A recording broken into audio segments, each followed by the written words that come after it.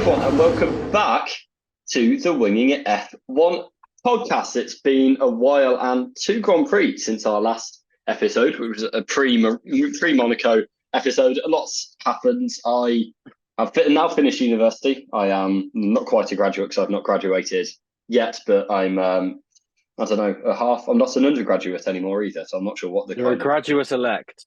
Yes, that's the one. A topical presidential reference there, given everything that's going on. So yeah, I'm in that situation, but I did have a busy. I had my between my last podcast or our last podcast, and now then I did most of my dissertation level assessment and made half the magazine. So that's why I've been out of action for a while. Also, shout out to Harry Ewing, who did the other half of it. And Freddie's been chugging away, but he was also at Le Mans last weekend, so that's why there was a bit of a longer gap between when I finished and when we were actually doing this. So we will be touching on what's happened in the world of F1. Luckily, there's not been loads going on since Monaco, so we'll touch on that and also look at the Canadian Grand Prix. But before all of that, Freddie, how are you and how was Le Mans? Oh, I'm doing really well, thank you. Doing really well. Busy. Work is busy because it's the summer and I work at a racetrack. But Le Mans was phenomenal. I've been to a fair few Grand Prix in my time. I've been to lots of different motorsport events in a working capacity and in a fan capacity and as a fan. And going as a fan to Le Mans was pretty much topped them all. The event is huge. Everything going on there is big fry. It's the quality of the drivers to the quality of the cars, from a support level to a every class in the top flight race level. The everything off track is ridiculous and amazing. The amount of people there just gives it such a buzz. Like if you don't like anywhere busy, don't go to it. But there's always a throng of people. Where I had a seat, which was so helpful because everywhere you looked at a bank, it was about 5 or 6 layers of people deep, which is just amazing. And something about super cool hypercars in the dark at night is infectious and amazing. And I was up till 3 a.m. and then I got a couple of hours sleep and I was up again and out. And it was just so cool. And I urge anyone to go to Le Mans. And now we've got this hypercar class that's populated, that's ballooning. Get there while you can because it's unreal. The race is fantastic and I had an absolute blast. This is the time of year. I mean, we're discussing. We don't really have much F1 to chat about, but this is the time of year where the motorsport world does look at other motorsport with the Indy 500, with Le Mans, and they really show themselves up as being fantastic and unreal bits of motorsport. And the fact that I went to a racetrack and saw Jenson Button race a stock car at an endurance track for 24 hours with Jimmy Johnson as his teammate. Scott Dixon was racing a Cadillac with Sebastian Bourdais.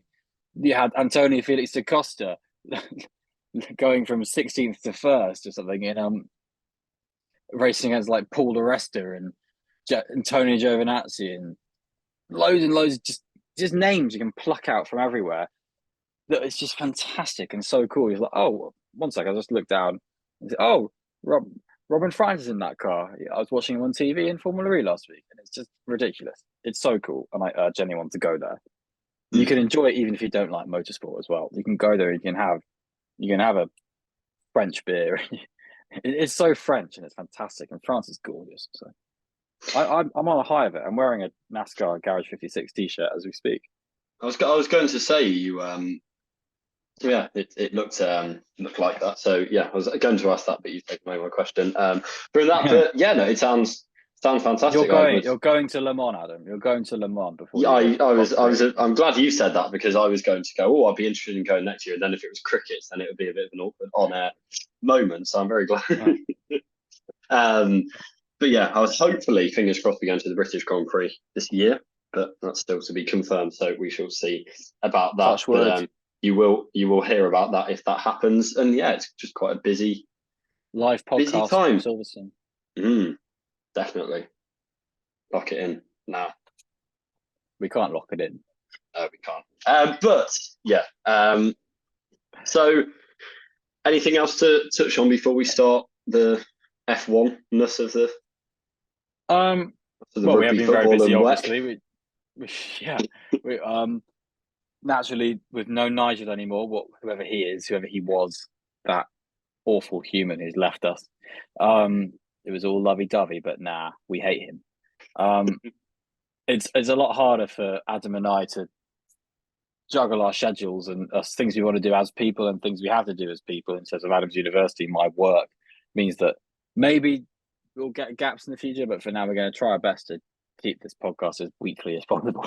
At least we'll try our best to continue to follow the race calendar, which unfortunately has been lost recently. So apologies for that. Yeah, it's a I think obviously before then, if one of us couldn't do an episode, then we could just do for a few days, then we could just do a 2-person episode. Obviously now we are the 2 people, although we will be potentially getting some special guests in, so we shall see about that. But yeah, I think without further ado, we'll start with the Monaco Grand Prix, which I quite enjoyed, considering the kind of rep that Monaco has sometimes. Then I thought, there was always the will it, won't it rain. There was a bit going on up and down the field as well, although Verstappen always looked pretty comfortable. For the win, especially when Alonso pitted, made his stop, that kind of took away that challenge, that kind of chance for Aston Martin if there was rain. But overall, I enjoyed it. I really enjoyed it. I mean, I said before, I like Monaco. I think Monaco's cool. And I think, even with that weird Aston Martin pit stop, it was still close. There were still moments where Alonso was taking chunks out of Verstappen. And also Verstappen was lucky when he went essentially straight on into the wall at Portia. They didn't break the car. There was lots happening, and it was just everywhere you looked at a Monaco Grand Prix, even in the dry and the wet, there was loads going on. I enjoyed it. Mad race. And then obviously Barcelona as well, which I don't remember as much of, but I still remember. I think it seemed to me to be a race of 2 halves. It kind of more entertaining. It was another connoisseurs Grand Prix, I think. We've had that a few times this year where you can really appreciate elements of the race, and Verstappen's drive was brilliant. But you also look at things just like little battles that over the grand scheme of the race really do sort of add up in a nice way, like the fact that Russell and Hamilton were able to beat Perez, Joe dicing around the field, the sort of weird story of Charles Leclerc, things like that. There was lots of pocket racing going on at points that was relatively entertaining and some nice good moves in there. And I did for the most part enjoy it. I don't think it was a classic. I don't think it was a world beater of a race, but it was there and it happened and it's entertaining on a Sunday afternoon. Whereas what else would I have been doing? So I'm not going to answer that question. I think. Oh well, that's uncalled for. Wow, the gutter. Because also then listeners in their mind will be wondering what level to kind of go in at. Oh my lord! Yeah, I would have just been watching Ted Lasso or something. Oh, I'm glad Ted Lasso was the next words after that sentence. I think what has been Bloody extremely noticeable to me, it's just the way that 2 or 3 Grand Prix ago, then it was just before the Miami Grand Prix, and Perez had come off that fantastic Baku win and was starting on pole in Miami, and Verstappen was starting.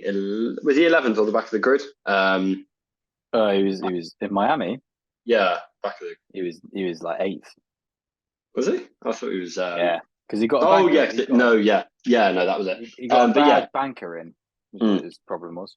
Yeah, but yeah, starting 8th, and it was down the order. with them, winner takes all, winner takes the lead of the championship, and now we are 3 races on, 3 races, with Verstappen winning them, and only in that time 1 second place for Perez, and it has just completely shifted. Really, the kind of cautious optimism of maybe there'll be some interesting battle, at least a part of the season, to Verstappen's asserted his dominance.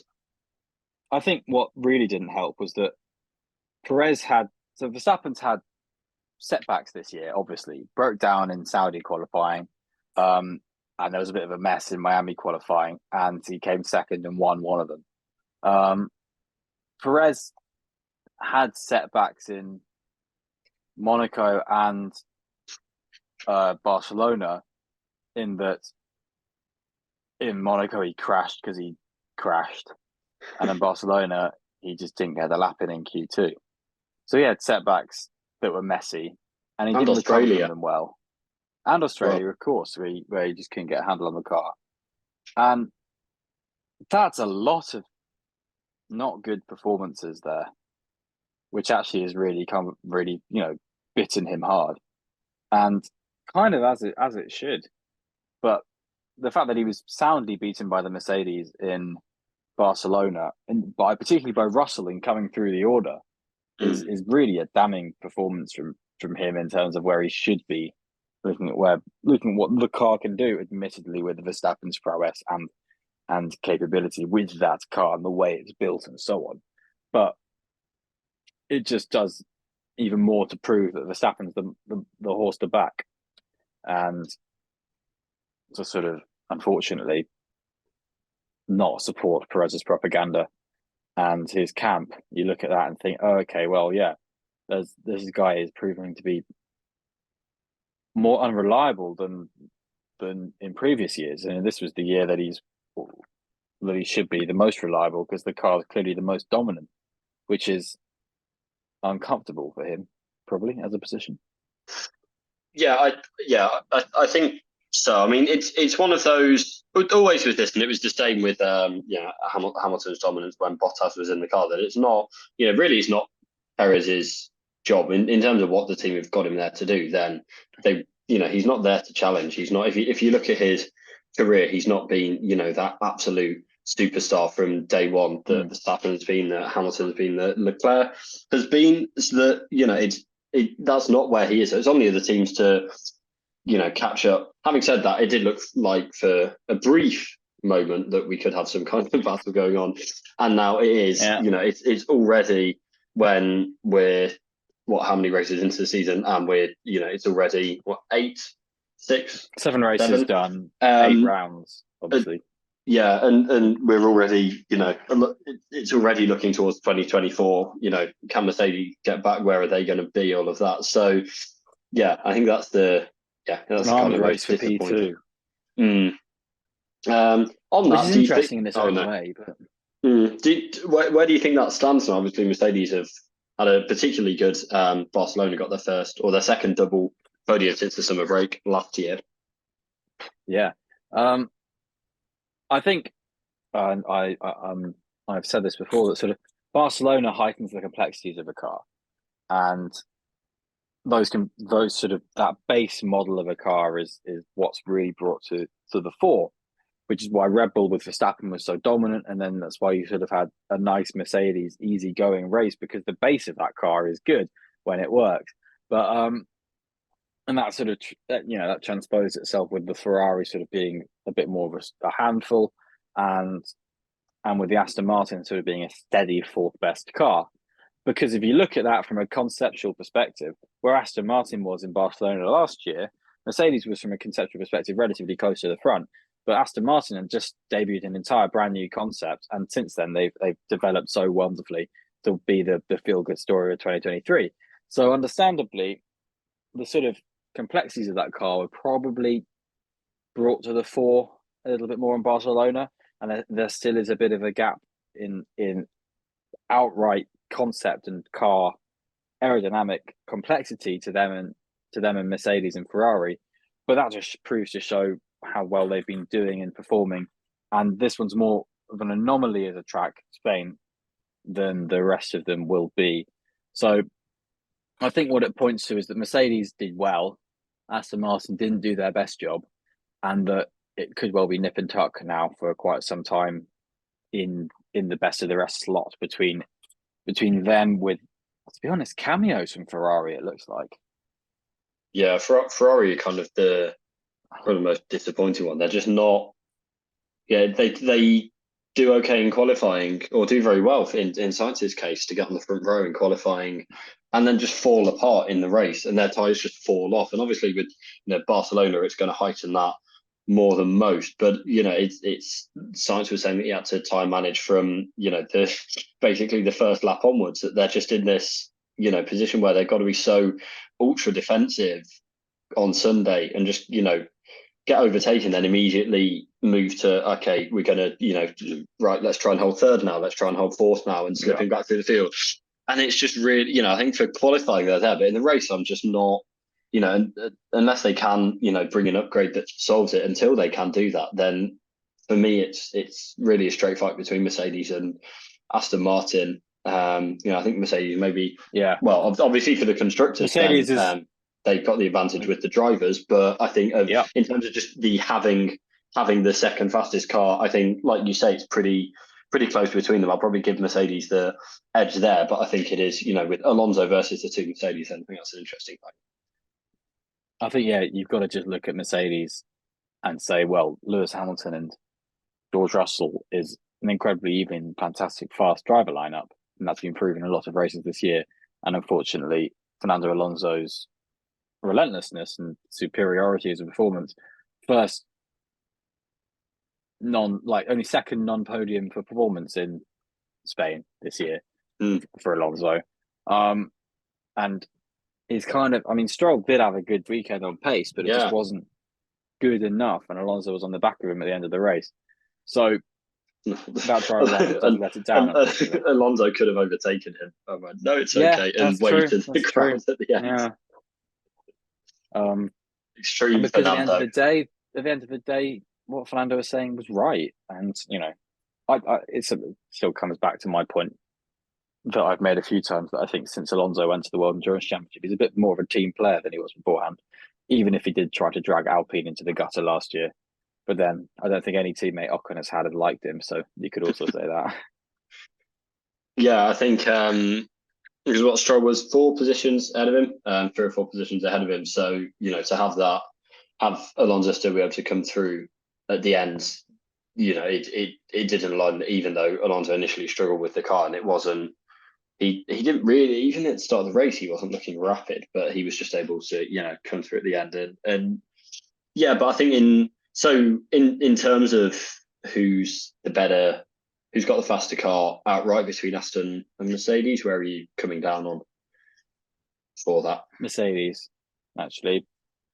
Mercedes has more car to work with, but I think Aston Martin are doing a very, very good job with it. So I think it changes the race between them. Yeah. And then do you think Mercedes can and then / will win a race this season? Oh, God knows. I really think it just depends who's there to pick up if Red Bull slip up. And that's an if. I would happily say yes to both. And yes and no. I'm 50-50. I don't know. They won a race last year, but they won the penultimate race last year. So they had time to get their act together, and they did very, very well in Brazil on pace. So we'll see. Long season. I would be more inclined to say yes due to the number of races, and that it seemed to be in like 2017 and 18 and stuff like that. Red Bull would sometimes win a race and things like that. So, and they had Ferrari and Mercedes to race with. So, from my side with that, with only sort of Red Bull to drop out, it's possible to quite a good degree. But we've been saying this all year. It's just a case of what happens with Red Bull, and they're a very good team. So. I think it depends a lot on where their development path takes them, really, because I think they can. Red Bull will switch pretty soon to developing for 2024 and making that their main focus for 2024. Yeah. So I think if Mercedes continue developing all the way up to the end of the season, just focused on this season, then I think they could get to the stage where they're winning races on pace potentially. Yeah, but I think it's where does that, because like you say with Red Bull, we saw them every year towards the end of for that kind of run, particularly from about 2016 onwards, come back towards the end of the season, win a race or two, be looking great, come to the next start of the next season, and Mercedes are half second ahead or however much it was. So I think it's it's where Mercedes development lies, and where they and it's not always necessarily a decision of 2023 or 2024, because with Mercedes on their new concept journey, then that will bleed into next season. But it's kind of how where they want to emphasize that, and I think that's the biggest factor for me. Is I do think Mercedes have the capability to win races, or win at least one race, on pace, if depending on how development goes. The uber positive side of it is that sort of how you looked at races in 2015 and 16, which was, well, we might have a fight at the front, but we will have, an interesting scrap for third place. And if something does happen at the front, it will just automatically make that race exciting. And so some races will have a free pass at being good. I don't know. That's very uber optimistic, but you'd have a race in 2016 like Malaysia, where you think, oh my God, this has just blown it out of the water, or Spain, or in 2015, something like Hungary, where both Ferraris just get a ridiculous start. And you're like, whoa, this is completely different now. It's changed the way I thought this was going to go. With such a sort of bog standard, this race will go like this mindset, when something little happens, it doesn't make it even more interesting. But I don't know. Maybe we have been lucky recently in Formula One. And Yes. Formula One has been chaotic recently. We still have these weird, mad things that just occur. You're like, why the hell has that happened? If you wrote that down, you wouldn't have thought that would happen. That it's just kind of like, they're having this conversation now about this really weird thing, and Ocon's done a ridiculous lap. Why has he done that? So there is capacity. Formula One's not dull. It is capacity. I'm saying this to myself, really. This is a great podcast. One Canada. not yet. On that topic of Mercedes and the strength of their drivers and how much of an asset that is, Russell is widely reported to have signed a contract for till the end of 2025 to stay with Mercedes, and Hamilton is looking, after we spoke about Ferrari links with him last year. Last year. It's been that long already. Last podcast, then. I probably did last year, to be fair. Yeah, maybe not with Ferrari. I'm not sure, but yeah, he's also looking like he might stay. Particularly from Russell, do you think it's the right move for him? Was it the only move for? Yes, it's the only move, really, isn't it? You either go to a team and you're widely regarded, or you stay at a team and you're widely regarded. Out of that kind of respective position, you stay at the one where you won a race with last year, where you just got a podium with, and who won championships with recently. You give them that loyalty, who gave you that loyalty. And at the end of the day, for Russell, this still is the best team he could be in, unless he was given like $1 million trillion to race for Red Bull as the lead driver with no Verstappen. Then do this. Don't do anything else. It'd be stupid to go somewhere else. I think 2025 as well gives him flexibility. He still has flexibility. It's not that long away. 2025. It's a relatively easy contract extension. He's got job security, and he's got faith, because job security shows you have faith from the team, and he's got options for when the next sort of scheduled shake-up is, if you will, for 2026. So, fine move by me. Logical for both parties. Keep it easy. Don't be stupid. Yeah, I think. To be honest, in terms of Red Bull, if he went to Haas, but in terms of Red Bull, I feel like it'd just be kind of what we saw him at Williams previously. I don't know. I want to maybe Alpine, maybe Aston, actually. That'd be fun. But I think if Red Bull came available, if I was any driver on the grid, I'd jump at that. But aside from that, I think it's kind of echo that it's not as much as Mercedes are off the pace and not looking like winning anything at the moment. They are still the second best team on the grid. So I think it's just that it's just the problem that at the moment there's only one team on pace that's winning races, and there's 2 seats in that, and they're both full. So and with that done, there's not been loads more news in the world of F1, so we move on to Canada, the only Grand Prix in the history of F1 that's been won by a Polish driver. Yeah. and one of my favourite races of the year. It's nice. I like the Oh, evening is it? Oh, cool. vibe of it. Yeah, I don't know. It is a vibey one. It's one I want to go to. It's not one that really has had many great races in recent years. You've had some Well, storylines there. It's not had many races in recent years, to be honest, because it missed 2 years for COVID. I know. I mean, out in sort of of the the past last sort of two, I think decade. I don't know. I think it's had a fair. I mean, 2019 was uber drastic. I quite liked last season's Yes, as that was actually well intense with before the intense moment as well. I'd quite like last season's with Sainz kind of carrying Verstappen and chasing down Verstappen at the end. I feel like that was good. it has had I think it has had a fair few good ones, but yeah, it's just nice. I think my thought process probably is that it sort of promised more than it's delivered. In that all the sort of, I guess it's weirdly, and I actually I haven't. Now you track me back. I have enjoyed the races, but they're all sort of races that track to a sort of Monaco, weirdly, a Monaco vibe or a Monza kind of vibe, where it's kind of like it's pushing for a lot more than what sort of ends up. Like, will Sainz get Verstappen? Oh no, he didn't. Will Vettel get? Will Hamilton get Vettel? Oh, there's a get out there.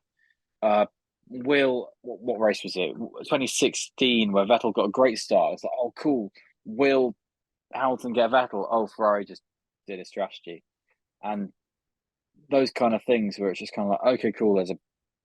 The strategy one was kind of like, it's just kind of like, they're all just sitting just that bit too far behind, and then Ferrari just threw it away anyway. So, but with all of that, it's just kind of like, little step further, and it would be great.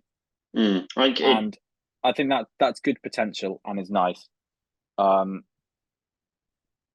the track's peak was 2008, and around then, races around then were brilliant there. Yeah, I mean, From obviously, memory. I mean, I might be being too kind to it. Who knows? Maybe I'm being too mean. I sound like Nigel. That's me. Do you see? Bloody Nigel. Do you see? Nigel Manson. Is he the only He F1 probably related is Nigel I can think of? He probably is speaking like this miserable Mansell. Yeah, I mean, obviously, 2011, the one that everyone remembers, the Button one. Was it 2010 or 2012, or both? The kind of exciting strategy one with 2010. all of the teams involved. 2014, Ricardo's first win in F1. Yes. And he never wins still races. So yeah, I think it's yeah, I think maybe like you say in that in that early in maybe that kind of early turbo hybrid era there wasn't as much doing, but yeah, I think it's yeah, like you say, to me anyway, it always feels like the promise is there to have a good race, and I feel like more often than not it delivers at least above average entertainment, which is pretty good for F1, especially this season. It's probably a race, one of the races I want to go to most, definitely. Because and this is very Liberty, but the destination city vibe of it. It's in Montreal, like that's so cool. What a party town! Brilliant place to go. I would just Canada. People don't talk badly of Canada, so just to go there, people go there in the winter, outside of the Rocky Mountains. What? Why go there in the winter? But yeah, I don't hear bad things about it. Maybe I'm deaf, but go to Canada, go to Montreal, have fun there. Go to Grand Prix, have fun there. Just have fun. It seems like a fun thing. This is analysis that I'm giving now, but it looks fun. If you were deaf, then you'd be holding it very well for 194 episodes. But yeah, I don't think I could stay. I know they speak French and they have an ice hockey team called the Canadians, but spell IENS at the end because it's in French. Only two things. And there's a Grand Prix there. And yeah, there's not too many things I know about Montreal. But lots of bars. Oh, let's go then. That's sold. So yeah, exactly. I think in terms of the race itself, any particular analysis, any expectations, any hope for different from what we've seen the last 3 weekends? I mean, it looks like it's going to be a Red Bull track. I don't really know. I think basically what I just said earlier, the form book is the form book, and it will probably fall to the form book, but something could happen, and if it does, that'll be fun. I don't predict anything will happen. I predict it will be a a Red Bull one too. But how it gets to that, I don't know. Formula One does seem to be throwing up a few weird things every now and again, with the Red Bull qualifying going wrong, the front end not quite working, with the brakes being weird on that car, and this is a heavy braking track with close walls and things like that. So we'll see. I think it's just kind of, unfortunately, the only way to hype this is something weird could happen and could make it interesting. But for the most part, it will probably be fairly standard, and we might have some nice scraps in the midfield. Yeah, I think definitely in terms of the midfield, I think we'll see some interesting things there. Scraps. Obviously, in terms of what we've had from qualifying over a few of the past races as well, I think we could see something similar. We saw it with Magnussen in 2019. It's still a difficult track to hook up when you're going full speed. There's not much runoff at all, although Vettel managed to find the few that there is. But I think it's I feel optimistic that we will, even if it is Verstappen out in front, then we will see some interest behind. And it's I like for an F1 fan and a football fan and a kind of fan of most sport that starts in the afternoon. I do quite like evening sport. I quite like sitting back with dinner, for the having UK it on. side, it's evening sport. Yeah, so I really like that aspect of it. But I'm feeling optimistic about it. And then we'll come back here on Monday or Sunday or whenever and go, oh, that was rubbish, wasn't it? But what a boring race. Yeah, I think definitely the battle behind Mercedes says they don't really expect it to suit them as much, but when do they ever hype themselves up before a race? Never. So exactly. I think definitely battles. But I also don't expect it to suit them. And Alpine's resurgence, will that continue as well? Who'll get the final point paying positions? There is some interesting stuff to look out for in this season, but it's just not kind of at the front, which is a shame, but that's just how it is. Just how it is. Stuff to look out for. Alpine do tend to go well there. Historically, that track sort of suited that car in recent years. Ferrari as well tend to have gone well there. So we'll see. I mean, naturally, Red Bull RBPT seems to be the car with the straight line speed now. So no one can really hold a candle to them. So we'll have to see. Awful. I've very little to add on it, to be honest. Go and rewatch the 2011 race on F1 TV Access. There's a nice little video of Jolyon Palmer and Pedro de la Rosa talking through it for about 45 minutes. It's actually quite a nice video. I might watch that after this while I'm going to order some food. If Red Bull do win, then it will be their 100th victory as a constructor. It really shocks me. That's fantastic. It really shocked me that they haven't got there already. It's, to be honest, I hate to rain on their parade, but it did. It was a wow, what, only that it? But they really deserve it though. I mean, when you think about it though, we have had only a 1,100 Grand Prix. Yeah. So when you put it like that, it's incredible as an achievement. How many Ferrari got? Sort of like 230 or something. I think definitely it's very easy to forget. 242 for Ferrari, 183 for McLaren.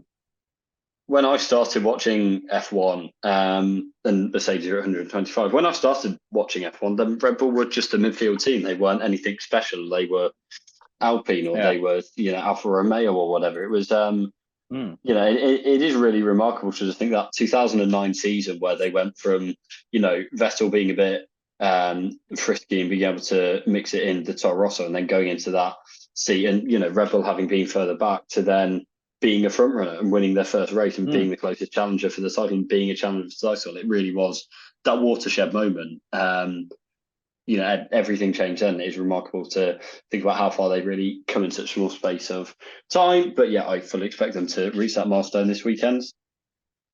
I do too, and I think it should be celebrated for them because, like you say, in a short space of time, albeit with lots of races now and dominant periods, they've done really well.